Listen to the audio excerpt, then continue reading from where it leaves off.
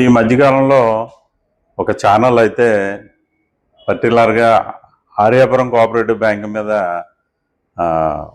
అసత్యాలు ప్రచారం చేస్తూ బ్యాంక్ యొక్క ఖాతాదారుని భయభ్రాంతులు చేయటానికి చేస్తున్నారు. ఒకటే చెప్తున్నామండి, ప్రజాస్వామ్యంలో పరిరక్షించేవి పత్రికలు. ఆ పత్రికలు మీడియా వారి విశ్వసనీయతని కోల్పోకుండా ప్రజలకు మంచి సమాచారాన్ని, నిజాన్ని నిర్భయంగా చెప్పాలి.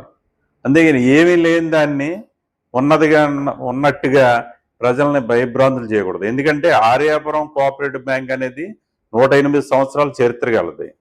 ఈ 108 సంవత్సరాల చరిత్ర ఎంతో వైభవంగా రాష్ట్రంలో ఏ కోఆపరేటివ్ బ్యాంక్ లేనంత అభివృద్ధి ఈ బ్యాంక్ జరిగింది. అది కూడా ఎప్పుడంటే చల్లా శంకర్రావు గారు చైర్మన్గా అయిన తర్వాత 2014 నుంచి 19 వరకు, తర్వాత మళ్ళీ ఇప్పుడు వచ్చిన ఈ మొన్న జూన్ నెలలో వచ్చారు. వచ్చిన తర్వాత నుంచి ఇంచుమించుగా సుమారుగా 19 కోట్లు డిపాజిట్స్ వచ్చినాయండి. అలాగే సుమారుగా 135 కోట్లు లోనింగ్ అయింది. ఇంకా బ్యాంకు అతలాకుతలం అయిపోయింది, ఏదో జరిగిపోయిందంటాకి ఇవే నిదర్శనం, ఈ డెవలప్మెంటే నిదర్శనం. అలాగే రెండోసారి కూడా అత్యధిక మెజార్టీ తోటి 100% స్ట్రైక్ రేట్ తోటి విజయం సాధించడం జరిగింది. అంటే ప్రజల్లో పూర్తిగా విశ్వాసం ఉంది ఆయన మీద విశ్వాసం ఉంది కాబట్టి ఇవాళ బ్యాంకు మళ్ళీ రాగలిగారు ఆయన. ఇది ఖాతాదారులు కానీ డిపాజిట్ దారులు కానీ ఒకటే గుర్తుంచుకోండి, ఎవరు ఎన్ని అసత్య ప్రచారాలు చేసినా మీరు మాత్రం ఒకటే పాయింట్ గుర్తుపెట్టుకోండి, ఈ బ్యాంకు ఆయన ఉన్నంత కాలం చెక్కు చెదరదు, ఎట్టి పరిస్థితుల్లో నష్టాల్లోకి వెళ్ళదు. ఆయన వేసిన ఫౌండేషన్ ఖచ్చితంగా మరో 100 సంవత్సరాల పాటు దీన్ని ధీటుగా నిలబెడద్ది. సరిపల్లి విశ్వేశ్వరప్రసాద్ గారు ఏదైతే ఉద్దేశంతో ఈ బ్యాంకుని స్థాపించారో అదే ఉద్దేశంతో ఆయన కూడా ఈ బ్యాంకుని నడిపిస్తున్నారు.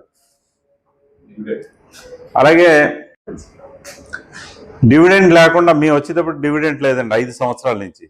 ఈరోజు మేము వచ్చిన తర్వాత ఫస్ట్ ఇయర్ దానికి శాప్లోంచి తీయటమే కాకుండా డివిడెంట్ కూడా ఇచ్చేలాగా ఖాతాదారులందరికీ కూడా డివిడెంట్ ఇవ్వటం జరిగింది.